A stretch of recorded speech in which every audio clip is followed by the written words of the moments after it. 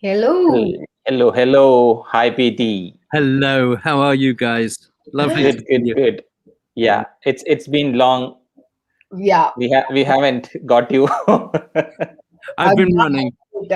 a scientist, a photographer, a genius. What can I say?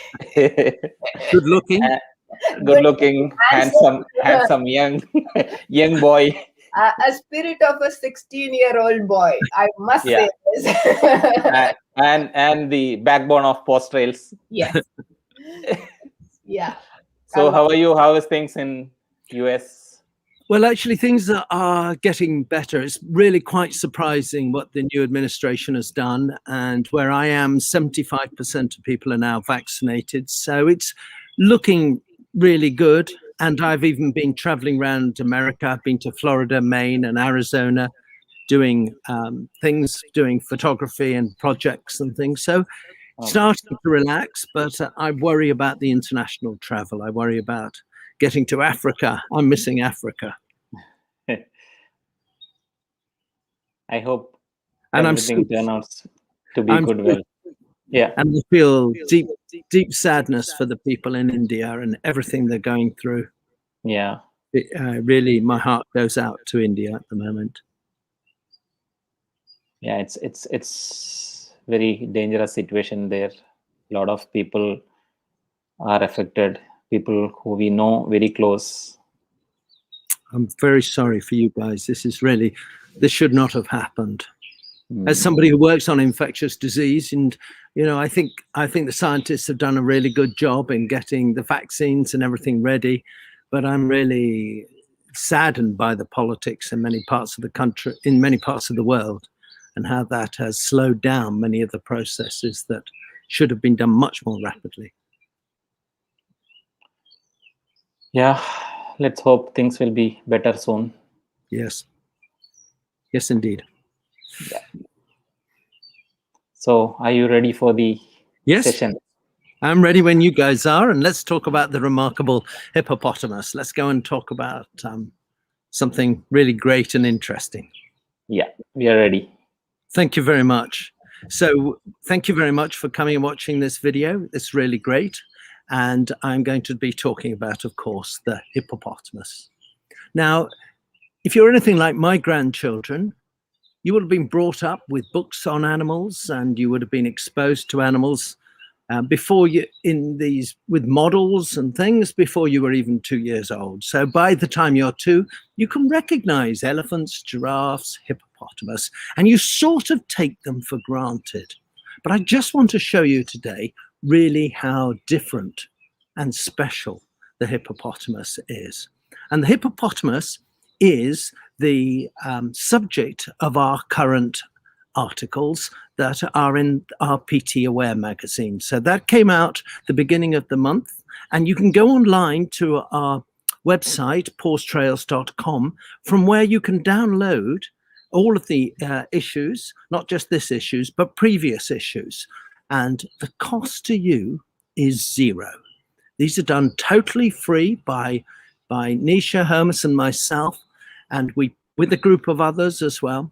And we are operating in a community photography. We're trying to bring in as many people, average people who take photographs, who want to illustrate their photographs. So if you have photographs, we want you to contribute those to future editions.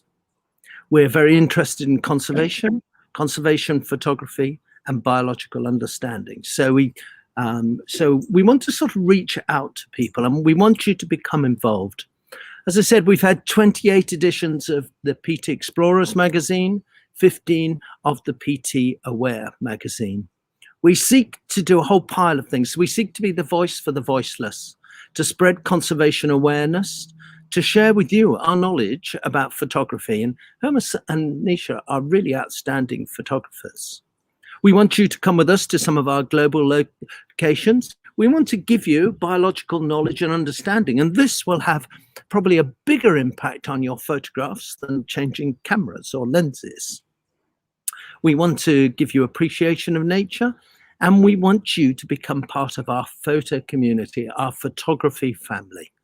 And if you're interested in going somewhere, I'm really excited about a new venture we have in the Masai Mara, where we have our own camping set up, specialized for photographers and specialized to be able to take you out and show you the animals. And it's called Mara Trails. So if you want to know more about that, just send a note to Hermes, or you can send one to me and I will pass it on to him. But I think this is a really exciting venture that we've got set up. So what sort of animal is a hippo? Well, the Greeks thought it was a horse. And for many years, we thought it was a type of pig. And more recently, they think it is a type of whale, which is quite remarkable. And that's why I call this talk the Remarkable Hippopotamus. The problem is that we don't have any fossils. We have a lot of recent fossils of hippos, and we find hippos throughout much of the world. But there's a 40 million gap with no fossil evidence at all. And so we've been having a lot of problems deciding what it is. If you look at the morphological characteristics, which means the size of the bones, and the dentition is really important, then the hippopotamuses sit very strongly with the pigs. And in what we call the artiodactyla. And the artiodactyla are those animals with an even number of hooves. So the ruminants, the camels, and the hippopotamuses and the pigs. The hippopotamuses have 4 toes, but all the others have 2. And then some distant relation with cetaceans, the whales. If, however, we look at the molecular components, we look at the genes and we look at the molecular processes, and we integrate the morphology, then we find that the hippopotamus is actually very closely related to the whale. And that might not surprise you because they're both aquatic. That might not surprise you because they have similar sort of skin, but their teeth are very different indeed. And this has caused a great deal of controversy over the past 10, 15 years in the scientific world, trying to decide whether the hippopotamus is a pig or a whale. I think you should go away thinking of it as a whale, a distant cousin of the whale. One of the problems, though, is what came first, the aquatic behavior of this or the split. Was it really, was the aquatic ancestor, the ancestor of the whales and the hippo, did that live in water? Or was it, did it evolve independently? Well, a paper just released, hasn't actually been published yet, but just released, has looked in detail at the function of the genes, the structure involved, and in particular focused on the skin. And in humans and most mammals, we see a very complex cross-section between the skins with the hairs and the sweat glands and different layers. The whales and the hippos have very much simpler skin, but the indication is that the skin and the structure, and this, which is all the genes that are being expressed, and we don't need to talk about those, but what it actually tells you is that the hippopotamus and the whales developed their aquatic behavior independently. So the ancestor wasn't an animal that lived in water, it was a terrestrial animal, and both of them then moved into the water. One of the things that is really amazing are the sweat glands of the hippopotamus, because the hippopotamus produces red sweat. I'm sorry, I'm sitting outside and the chickens have started crowing down the road, and now an aeroplane is going past. I don't know where the aeroplanes are coming in from, so my apologies about that. It's just coming in, it'll be gone in a second. So this hippopotamus sweat, I'm going to let that plane literally go over.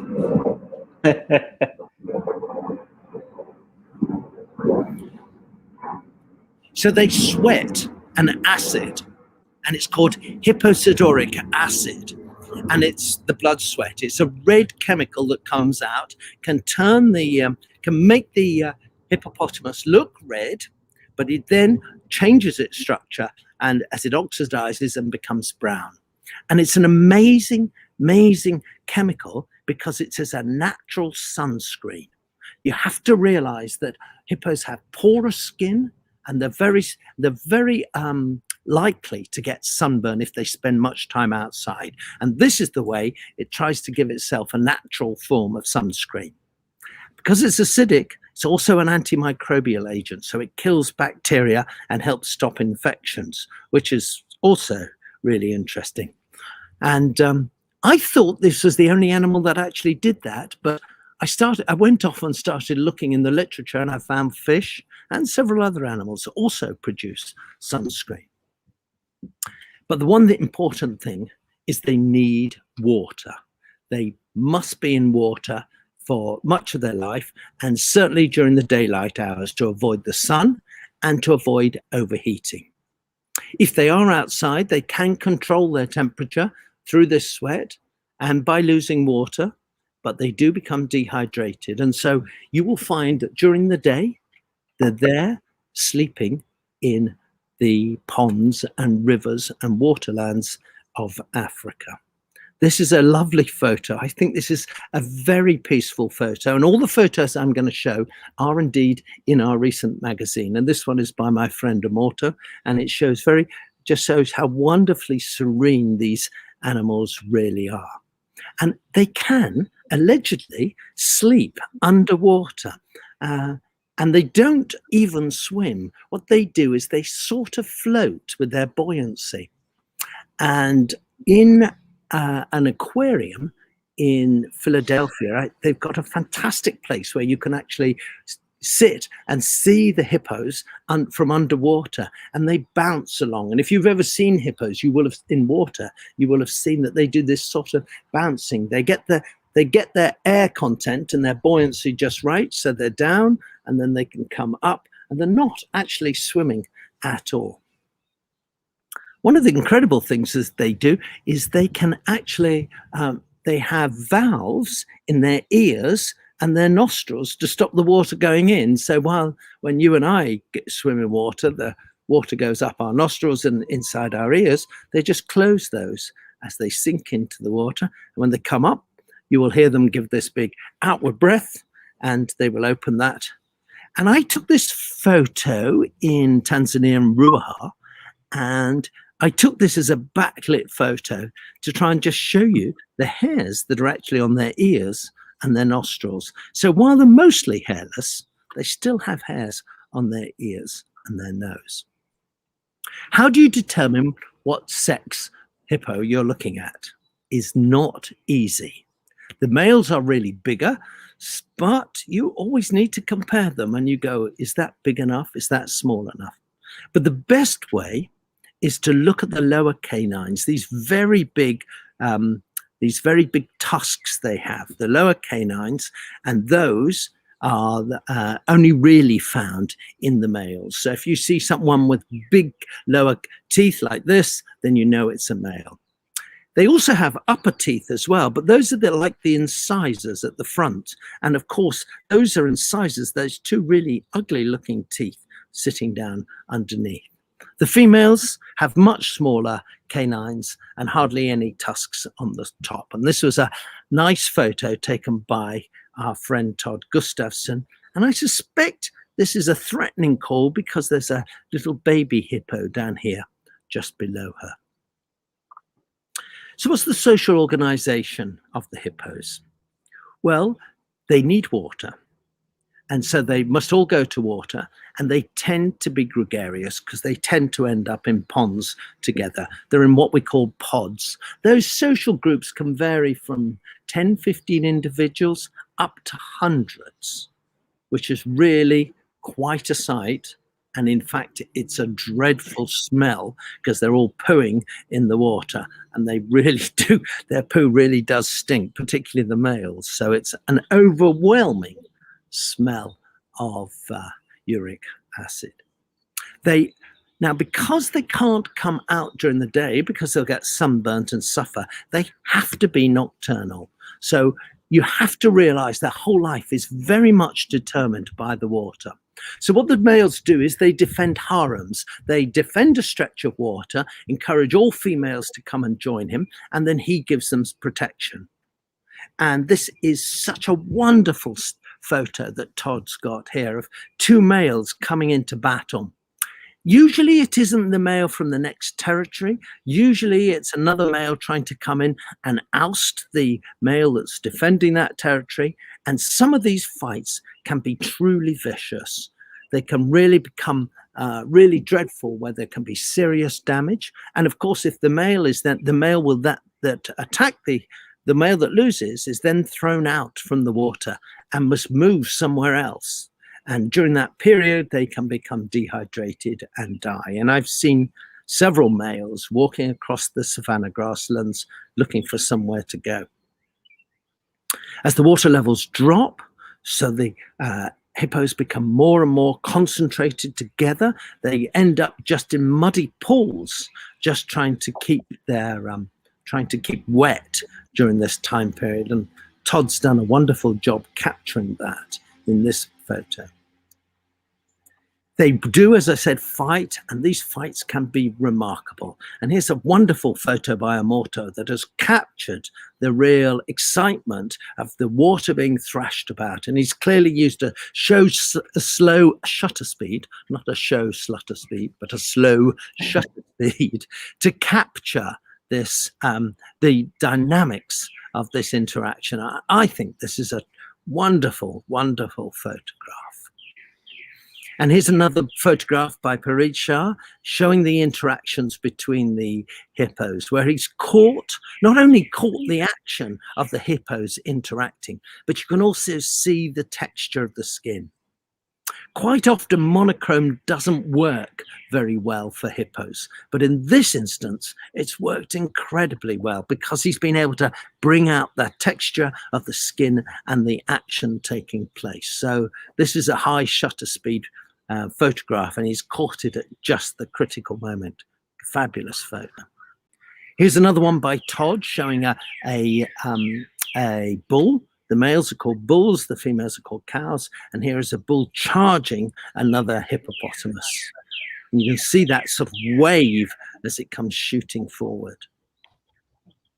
The males that don't defend territories are often bachelor groups, and you can find small numbers of these animals that are sitting quite often close to the pond, and the territorial male will be tolerant of these bachelor groups. As long as they behave themselves and are respectful to him, he'll let them stay there. But once they challenge him, once they try and take over the females, then he will push them out with a nasty fight.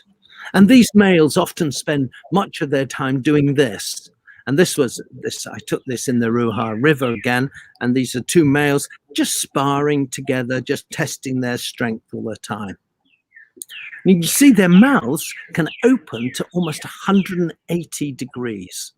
And those teeth are used for little more than actually fighting. So this is a couple of females challenging each other. Of course, when they're not in the water, they are they do come out onto the banks. And this photograph was taken just opposite the Malaika camp when we were having lunch once. And the hippos came out and they just sat down and started sunbathing. And they'll do that for periods of time. But you can see they're clearly very relaxed in this situation. Now, one of the things we know almost nothing about is the communication between the hippos. They make different noises above water, and they even make noises underwater, and they'll even do clicks like dolphins do. But we don't really know the function of most of it. Some of it we think are threatening calls. Some of it we think are connection calls to connect the female with her offspring. But we don't really know what these functions are.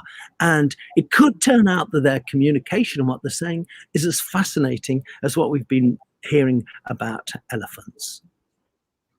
So with reproduction, it's a polygyny system, which means that a male will mate with multiple females, and just a few males get that mating access.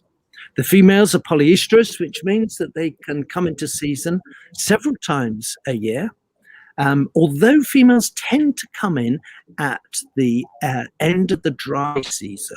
So They come in then so that they have their babies when the grass is really good and she can feed them well.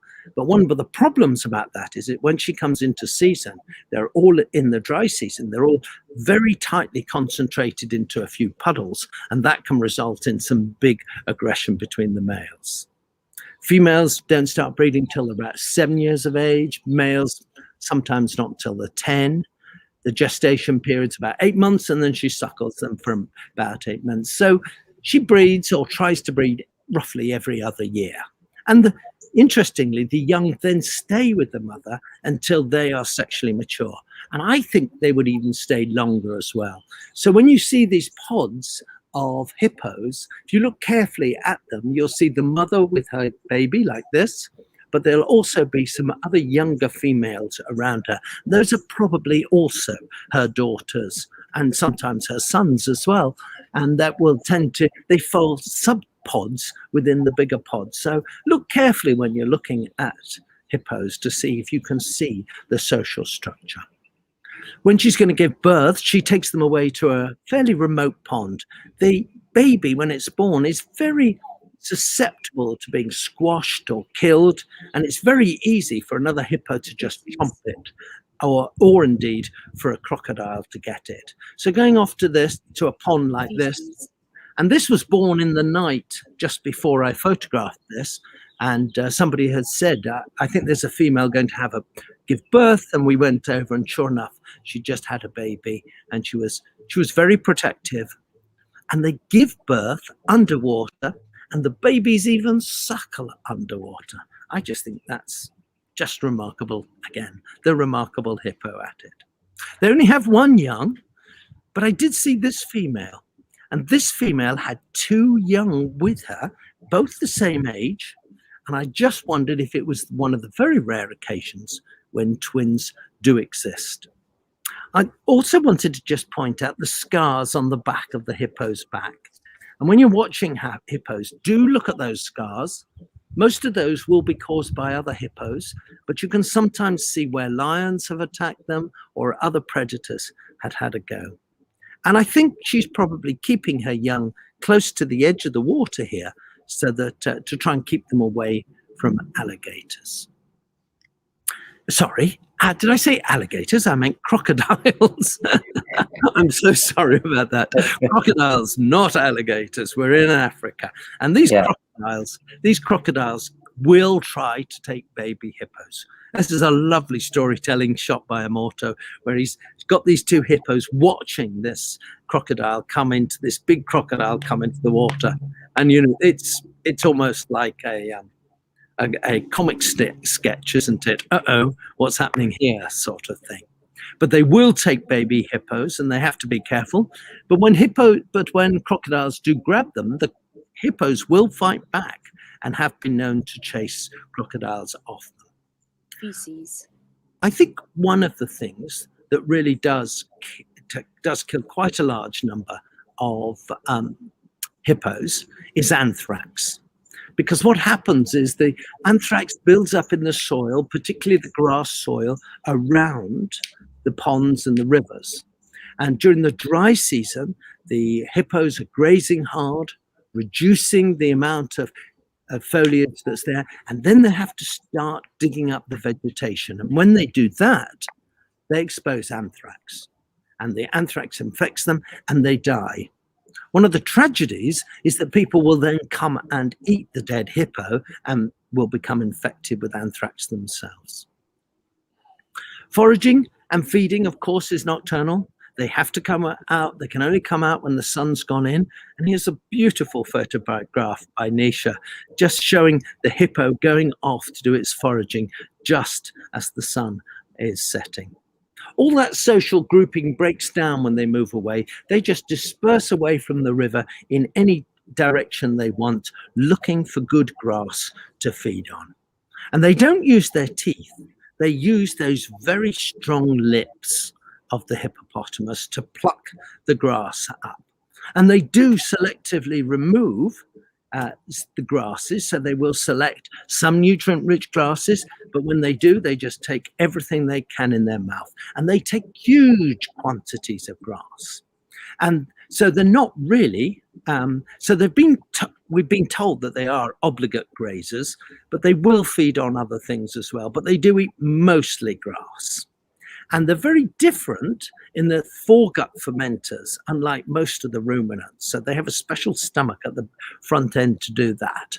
And they will, and they produce huge quantities of grass that they then pass very slowly through their system. So things like elephants pass the food through rapidly. Hippos do it quite slowly and try and get all the nutrients they can out of it. They do also occasionally eat aquatic vegetation, but this isn't really that important, and nicely shown in a photo by Nisha here. And they do, and they have been recorded, feeding on carcasses. Now, this is a photo taken by a Morto, and I don't really know what is taking place here. But there's clearly a dead zebra, and there are two hippos, which look like young males to me. And they're coming along, and maybe they've been taking some protein from this dead animal. And as I said, it has been recorded several times, so we know they do this. So a Morto might have been seeing something really special here. Yeah. The other thing they do is they do this dung spreading. And I don't have a photograph of a hippo defecating, but this is a hippo shot I took. And if you look behind it, you can see the water. I've clearly disturbed this animal. I was going alongside this riverbank. I was actually walking alongside this riverbank when I saw this animal, saw me, and he started defecating. And they whiz their tail round and spread the dung as they do that. Males clearly do it. I think do it to a lesser extent. We have a question based on that from Radhakrishnan. Okay. Why hippos are shaking tail while they feces? I think that's a very good question. They will throw that dung 30 foot. So if you're ever at a zoo and you see the male about to poo, get out of the way, otherwise you'll get splattered by it. But the dung is used as a very important part of territorial boundary and saying, this is where I am. And the male's dung really smells much worse than the female's. And they will spread it over the rocks, they'll spread it over the water, and it'll go everywhere. So I think it's just a case of spreading it and saying, this is the edge of my territory. And if you come past this, I'm going to be cross and I'm going to start interacting with you. And do they do this on land? Yes, they do it on land as well as in the water. And, this one is obviously doing it by the side of these rather nice rocks, and so spreading it up onto that. Yep, they do it on, yes, I've seen them do it on land and in water. And yet you wouldn't think that the land was part of their territory, but we do not know a lot about hippopotamuses. We do not know really what's happening with them on land. So it's, and one of the problems with that is we can't fit radio collars to them. So, that what you usually do in biology is you put a radio transmitter and you hang it around the neck, but their necks are so big that they just throw them off. And so what anybody would have to do is have to implant it in the skin and have the radio coming out. And of course, that's very vulnerable then to infections. And of course, radios don't work if they get wet. So we don't know very much about aspects of the hippo's life. So hippos are defined as the world's deadliest large land mammal. And that's really quite surprising. Not the deadliest animal, which is probably the mosquito because it spreads malaria, and certainly not as deadly as being bitten by a very poisonous snake, but they do kill a lot of people. And I looked very hard to try and find out what the estimates were. And I came up with estimates of as many as 3,000 people in Africa killed every year. And other estimates of 500. And I've been in situations myself with hippos, which have been really a bit dicey. And particularly when at night you're on a boat trying to get back to your campsite, the hippos will hide in the water. They will come up and try and knock the boat out. And so on some instances, when I've been on the Zambezi River, we've actually, I've had to stand in the front with a torch, trying to see where the hippos are and then guide the boat to avoid those hippos. So they can, and once they knock the boat over, then they try and locate you and they just crunch you. And so this has happened quite a lot with fishermen. This is a fishing village in Lake Tanganyika. And at night, they will turn the boats over, they will kill the people. People who come into the fishermen who stand in the lake and try and catch the fish with fishing rods, they will come up and get them as well. So the hippos are a major issue. Those colors in this photograph are the nets that they've just put out for drying because they've been out catching fish. And then the silver bits are, of course, the fish that are drying in the sun. Okay. One of the problems with COVID is that a lot of people in Africa have lost their jobs or unable to get to work. And so people have started fishing more just to try and get some food. And it's a very good source of protein, of course. They'll go and they will go on into the lakes and start trying to catch fish, and so we've seen the number of deaths increasing recently because of the effects of COVID. The conservation situation with the hippos has really got much worse in recent years. In 2008, the IUCN listed it as a vulnerable species, and that is because it had declined drastically in many of the countries that it was involved with. I think there may have been some, counting hippos is not easy because they're always going up and down in the water. It's difficult to get spotlighting on them. And the estimates I think we have of hippo numbers is really not very good. The general consensus is numbers fell in the 90s and the beginning of the 2000s, but have remained relatively stable. And I would say most of that, or just the majority of that, has been because of habitat loss. But in some countries, we've seen, and particularly where there is battles taking place, then we've seen decline because people are killing them for meat and also taking them for ivory. So of course, the ivory, those big teeth of the hippos, are used and taken to the Far East for carvings. They were in the past even used as replacement teeth for humans because the ivory is so hard that they used to carve teeth out of those to look like your teeth, and then they would implant them. So I have never known anybody who's had a hippo tooth in their Apparently there are people. And during the period Idi Amin was in Uganda, there were tensions there. There were large numbers of hippopotamuses killed there. In 1997, they stopped an export with 1,700 teeth on its way from Uganda to Hong Kong.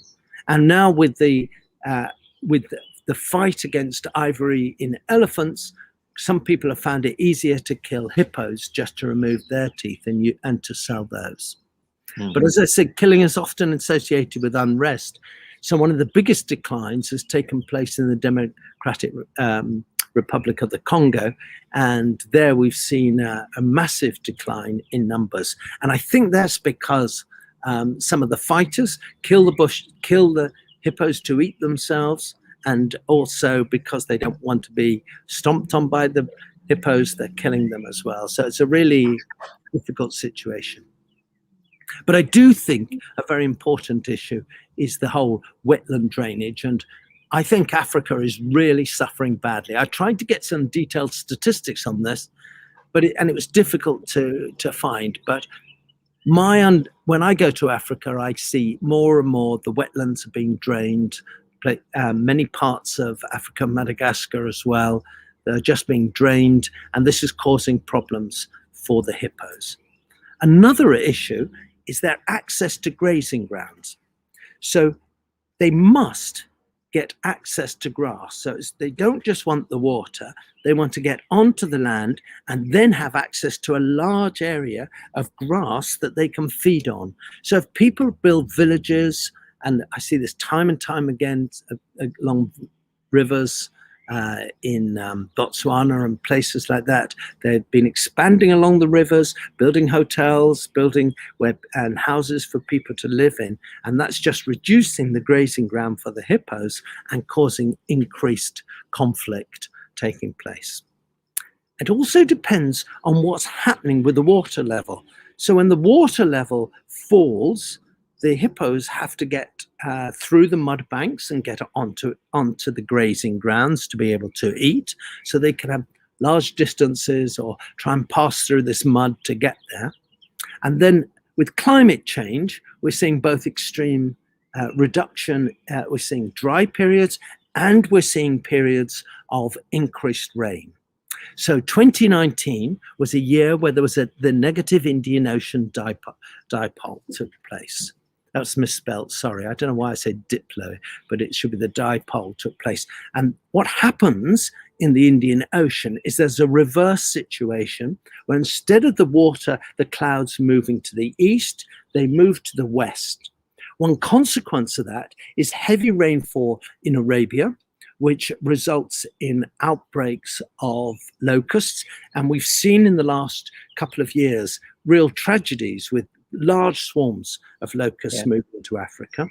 At the same time, it causes increased rains for lakes like Lake Nacvish, which is also misspelt there, but Lake Nacvish has seen an increase of something like 4 meters, pushing the hippos to the very edge. So now they're in the villages and now they can't get access to the grasslands. And this has caused increased conflict with people, with farmers and people are calling for the hippos to be culled because they're coming into their fields. But that's because of the changes in water level. So I always like in these talks just to talk a little bit about photographing hippos. And, you know, on the one hand, they're big black animals that spend most of their time underwater and they're not very charismatic. They don't have great expressions. But I think, you know, if you start to use the light and you look at your locations, then you can start to get some very nice photographs. So this is taken on the Ruaha River where these beautiful rocks are. And of course, what I was trying to do there was to try and get the animal in situ with the beautiful rocks and to try and get something which was artistic. Whether I succeeded is your choice. This is a really great photo by a Morto, and this just shows two of the things you really want to do. First of all, try and get low, try and get down to the same level as the hippos. And this is not easy because access is difficult, because it can be very dangerous. Many places will not let you go very close to the water level. You've got to be very careful about crocodiles as well. But a Morto has got down and got this beautiful vision in across these hippos and caught the light. And that's the other component. If you can get early morning, late evening light, and when the hippos do that breathing out and have this mist of water coming out, you can capture some excellent photographs. And and the third component is you've got to have quite a strong stomach to put up with the smell of hippo food as well. That can be awful, can't it? Yeah. Here's a nice one by Nisha where she's got in close into the and caught it in the vegetation. I think that's a really charming shot. Here's another one of mine, and I'm very keen on backlit shots. A very good friend of mine, Andy Rouse, has been encouraging me over the past few years to do backlit photos, and I was trying to capture the water spray as they breathe out and interact to capture that in the backlit. So I just want to remind myself there that the smell can be really very pungent, but they're interesting thing because the amount of nutrients they're putting back in the water and the impact that has on the guppies, the fish life, the aquatic life is really important. Sometimes it can be too much and can be toxic, so it can be negative, but it can also be positive as well and really help some of the downstream communities in these places. Whoops. And then, as I said, because they're coming out at night, because they're coming out at the end of the day, try and encourage your driver to take you there at the beginning or the end of the day. So you can capture it as they're coming out. You can capture them in a backlit situation where I've just caught the hippo outlined by the sun, but then that highlights there with the sun reflecting off the pond, I think gives a nice balanced photograph. So that's all I have to say about hippos. But just as I finish and we have a discussion, I just want to remind you that our next edition, which is going to be on the ostrich.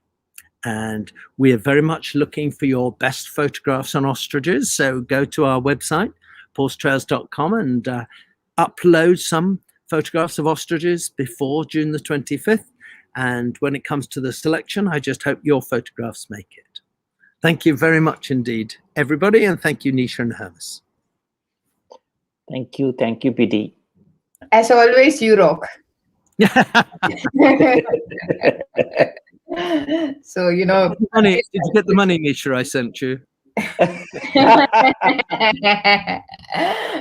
See, the thing is, when it comes to the information, this kind of information only the genius category can provide us, like you. Enthusiastic, baby. Enthusiastic. Yeah, I mean, it was amazing. You talk about things without doubt, without a second thought. You definitely need that kind of wisdom. So that's where you play. See, you can read from our audience. Oh, thank you very much. Thank you. What a nice thing to say. Thank you so much, sir. It's very kind of you. So he's asking another question. How many kinds of hippos are there? And what is the name of the organizations that protects and doing the welfare of hippos? So there are two types of hippos. There's this hippo, which is the common hippo, which we find in East Africa, and is found into the Congo Basin and down into Southern Africa. On the west is the pygmy hippo, which is about the fifth of the size of the common hippo. And they live in countries like Sierra Leone, Guinea. There was a small population in Nigeria, but people now think that's extinct. And this pygmy hippo is really a forest living animal. So it doesn't exist in these big rafts or pods that the common hippopotamus is in. They're much more secretive, they're nocturnal, but they are declining at a rapid rate. They're considered highly vulnerable species, and that's because of deforestation and because people still catch them for bushmeat as well. I have never seen one in the wild, and I would love to spend several months just watching and studying them. They're just remarkable animals. I think you can see them sometimes in zoos, but I can't remember seeing one recently.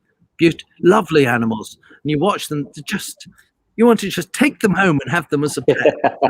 They're so gorgeous. What was the second part of that question? I only answered the first part. What is the name of the organizations that protects and doing the welfare of the hippos? Well, IUCN, of course, are always the leader in this. They're the people setting out the conservation strategies.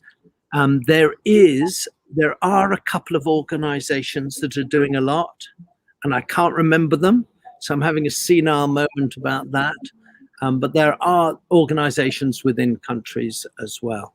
But I'll have to get back to you on that one. Sorry. Yeah. Yeah, then we have another compliment from Sabri. Yeah. Shatsi. Well, thank you very much, Shatsi. That was very nice of you. Thank you. And thank you for coming to the talk. Yeah, she is one of our regular visitors. Yes. Cynthia is saying hi to Peter. Oh, hi. We must talk to you soon. Yeah, I want we to have hit another one of our regular audience, Imad Yes, Fuad. Okay, yeah. Okay, great. Yeah, so Good. yeah, we have one question regarding like how to save yourself if a hippo is running behind you. They can run very fast. They can run at something like, is it 30 kilometers an hour? 30 miles per hour. So, and as you know, in the magazine, I describe a situation where in 1974, I was going the length of the Congo River, and halfway up, we were caught in this huge papyrus swamp for several days. And so I decided to, and the mosquitoes were dreadful, like you can't imagine.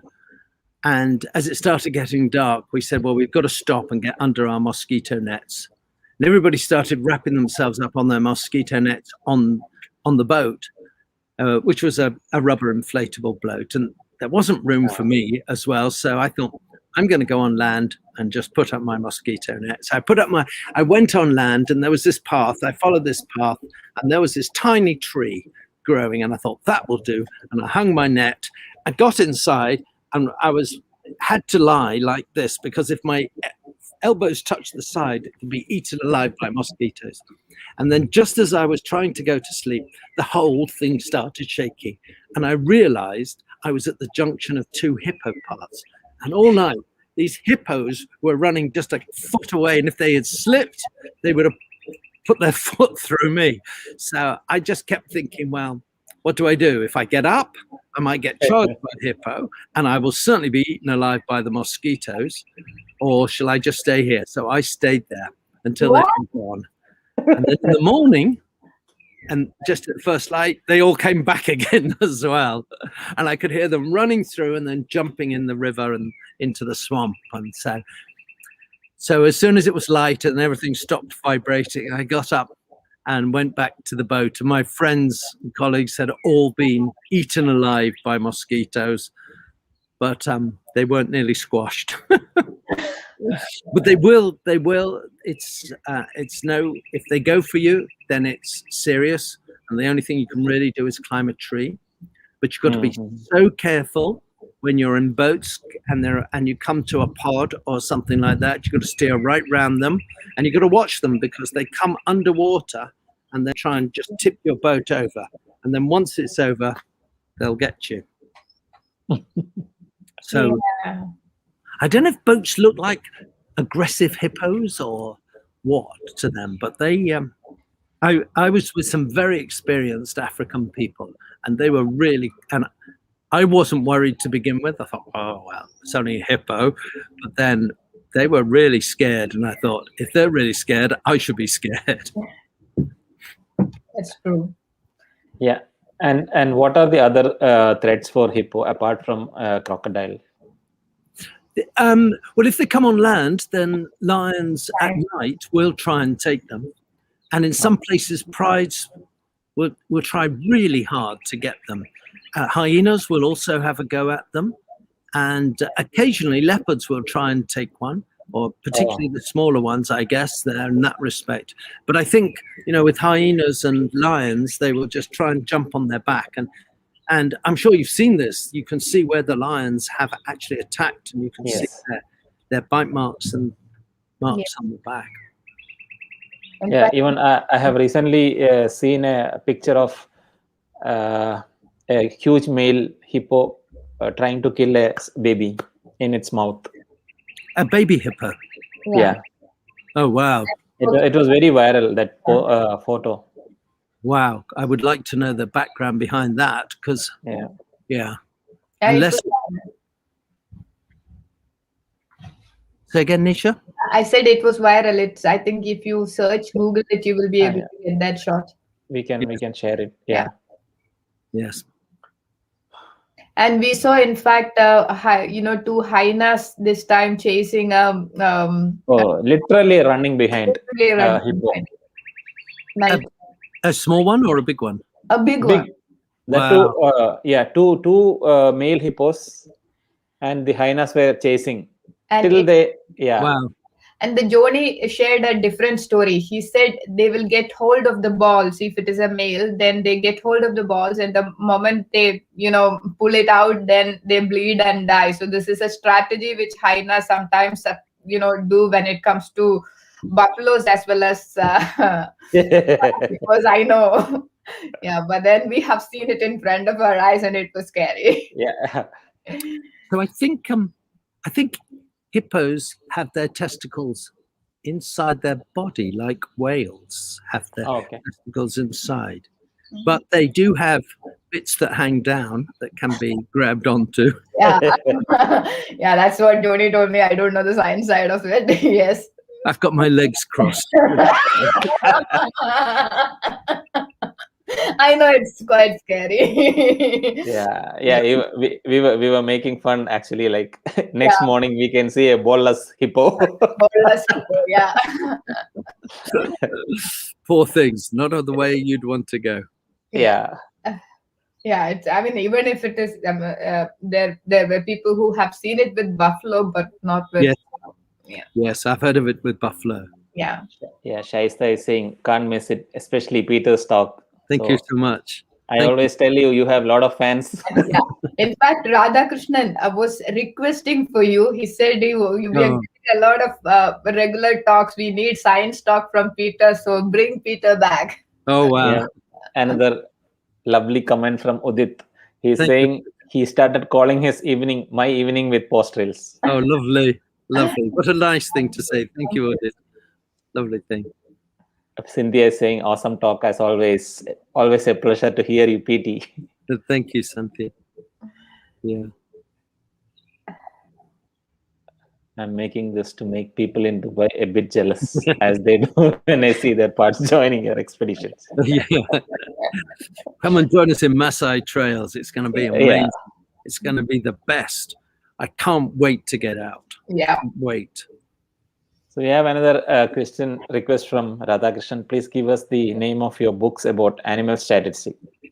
Well, most of my publications are in the scientific literature. I've written several books about birds and things, but we are planning a book about vulnerable species, aren't we? Yes. I should be working on that this summer. So. We started and we stopped it in between. With COVID, everything was going upside down, so there's a lot of delays, and there are some great news, but we still have to wait for a couple more weeks to reveal more about it. But yes. Oh, that news! Oh, great! So just wait until this news comes out in a couple of weeks. Yes. Well done, you guys. Well done. So Vijay Kumar is asking, is the skin of hippos as thick as rhinos?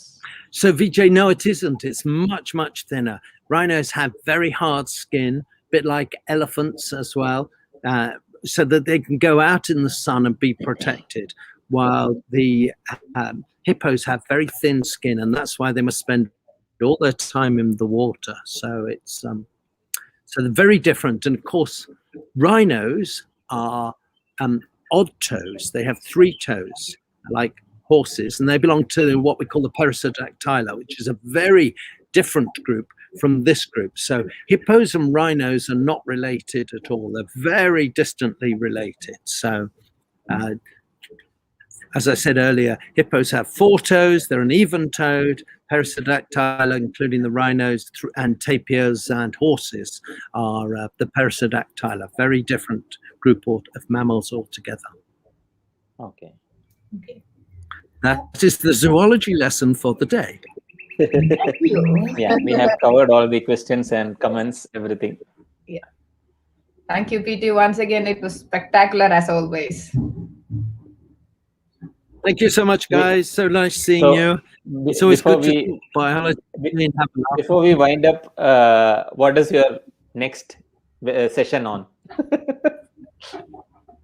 How about you doing a next session? What, the ostrich? You want to do it on ostrich? Oh, that will be too late. I'll certainly do one on ostrich. I could do one in about a month. In fact, we haven't done on the previous version of PT aware, so maybe we can do that one. Not. Okay, yes, we could do one on that. Yes, Yeah. good point. What was that gorilla?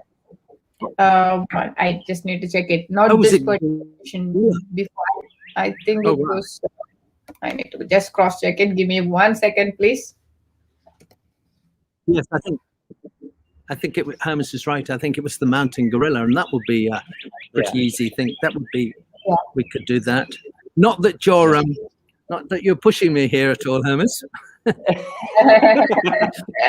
Yeah, we haven't done on mountain gorillas and crown cranes as well. Yes. So yeah, we can plan Oh, two wow. things. So, Yeah. Thank you very much. Yeah, and we have a suggestion about painted dogs. Oh, yes, that's a good idea. Wow. Although I have very few photos of painted dogs. I would have to. I think I have only one, and it is not great either. Yeah. I never seen one. I saw one last time, but you cannot say it was not looking like a painted one. It looked like it lost all the hair, all the texture, so it was looking more of like a black one. So that's not uncommon with painted dogs. They get mange very easily, and one of the things they do, particularly in particularly in Tanzania, is they have a breeding program there, and when they bring the painted dogs into captivity to breed them up and then release them, they often get mange and they turn out black like that for a while until their coat grows out. Okay. They seem highly susceptible to mange. Great. Yeah. It's whether we can get 80 photographs to do a talk is the issue. Yes. Yeah. Maybe next edition we can make it.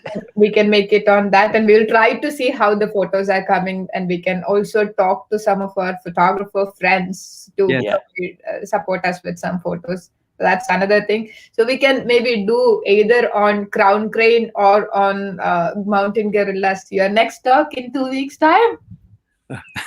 Oh gosh, my arm is hurting. It's so far at my back. It'll be mountain gorillas. Public, so you cannot say no. You said 2 weeks time is what you need, so 2 weeks. Mountain gorillas. Yes, excellent. And I just adore gorillas. They're just the best.